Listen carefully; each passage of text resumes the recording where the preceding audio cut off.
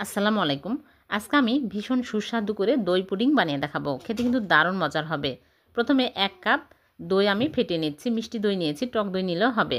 তারপরে আমি একটা বাটিতে নিয়ে নিচ্ছি 1/2 কাপ লিকুইড দুধ আর আগার আগার পাউডার 2 চামচ। ভালো করে মিক্স করে নিব। তারপরে চুলায় প্যান বসিয়ে দিয়ে দিচ্ছি চিনি 1/4 কাপ দিয়ে নেড়েচেড়ে ক্যারামেল করে নিব। এরকম ক্যারামেল হয়ে আসলে লিকুইড দুধ দিয়ে দিচ্ছি 2 কাপ। দিয়ে আমি নেড়েচেড়ে আগার আগার মিশ্রণ দিয়ে দিচ্ছি। দিয়ে ভালো করে নেড়েচেড়ে ফুটিয়ে নিতে হবে। আর চিনি 2 টেবিল চামচ দিয়ে দিলাম।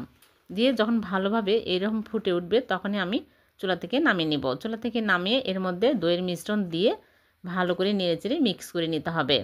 একটু তাপমাত্রা কমিয়ে দইয়ের মিশ্রণ দিতে হবে। তারপরে একটা বাটিতে ঢেলে নরমাল ফ্রিজে রেখে দিব ঠান্ডা হওয়া পর্যন্ত। ঠান্ডা হলে বের করে আমি কেটে আপনাদেরকে দেখাচ্ছি।